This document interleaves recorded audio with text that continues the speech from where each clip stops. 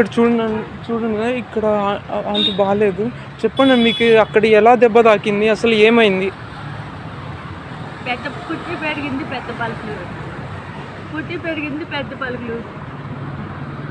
వంట చేసేదాన్ని అయ్యా, ఒక్కసారి వంట చేస్తే ఎత్తుకుంటా రావాలి. అల్లు మేస్త్రి ఎక్కడ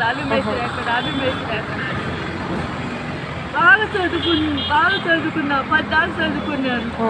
బాగా వంట ఫీల్డ్లో బాగా అమ్మాయి వంట చేస్తే బాగుంది. దాన్ని ప్రతి ఒక్కళ్ళు వచ్చేవాళ్ళు, కార్లు వేసుకొని వచ్చేవాళ్ళు, వెళ్ళి చేసేదాన్ని. మరి ఏమైంది ఇప్పుడు? తల భాగం చూడండి.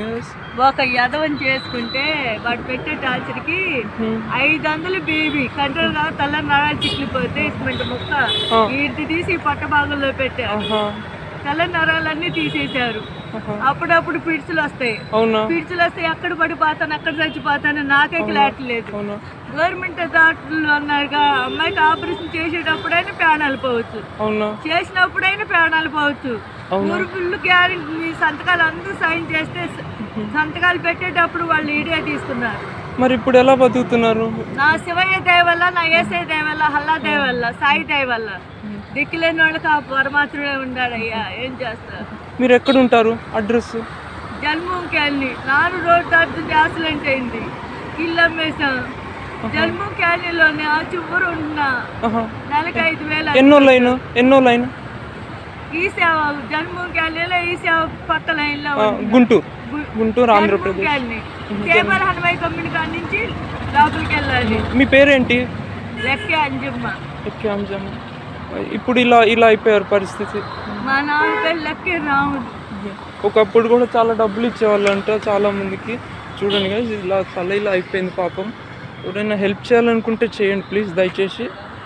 మనీ అనే కాదు, ఏదైనా హెల్త్ సపోర్ట్ కూడా ఇచ్చినా పర్లేదు. కొంచెం ట్రీట్మెంట్ ఎవరైనా అరేంజ్ చేసినా కానీ. లేదు నేను కొంచెంసేపు కూడా వీళ్ళ కన్వర్సేషన్ విన్నాను. అది చనిపోతాం అలా ఇలా అనుకుంటున్నారు. కొంచెం మీరు అందరు సపోర్ట్ చేసి కొంచెం హోప్ ఇవ్వండి.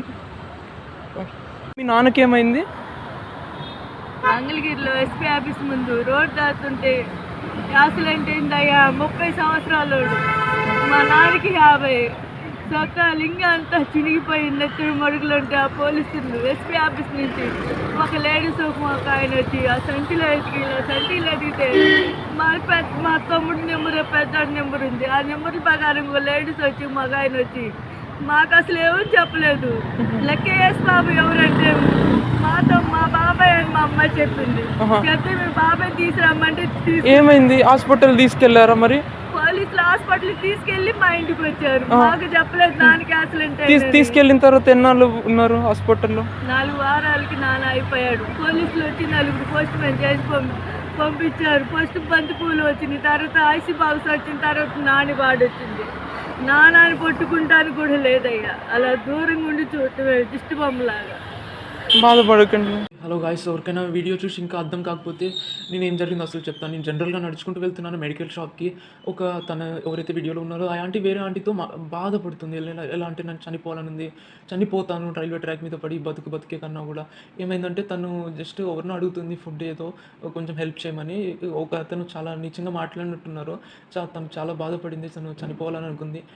తను ఒకప్పుడు చాలా బాగా బతికిన ఆంటీయే నిజానికి.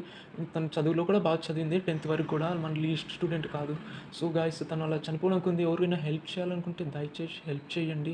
మీ దగ్గర ఏమి కోట్లు ఉండక్కర్లేదు. మీరు దగ్గర ఎంత ఉందో అంత హెల్ప్ చేయండి. ఈవెన్ మీకు దగ్గర మనీ లేకపోయినా జస్ట్ తనని కలవండి, కొంచెం హోప్ ఇవ్వండి లైఫ్ మీద. సో జస్ట్ తను చనిపోవాలనుకుంది. మనం జస్ట్ ఒక కన్వర్సేషన్, ఒకళ్ళు ఉన్నామని ఒక పుష్ ఇస్తే తనకి మెంటల్గా ఎంత హెల్ప్ అవుతుందో ఆలోచించండి. మీకు చేతనైంది హెల్ప్ కూడా చేయండి ఎవరైతే చేయగలుగుతారో.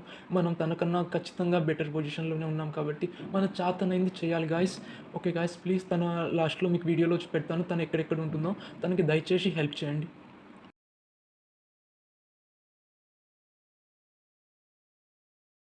ఏంటి మసీద్ పేరు చెప్పారు? కోబాలపేట మసీద్ ఒకటే లైన్లో. కోబాలపేట మసీద్ ఒకటో లైన్. ప్రతి శుక్రవారం అక్కడే ఉంటారు. సోమవారం, మంగళవారం, బుధవారం, గురువారం, శుక్రవారం, శనివారం, ఆదివారం. కోబల్ చంద్రబాబు నగర్ ఫస్ట్ లైన్లో శివయ్య. ఆ శివయ్య గుడి కాడ అక్కడ మొత్తం ఊడ్చి తుడిసి అక్కడే ముగ్గులేసి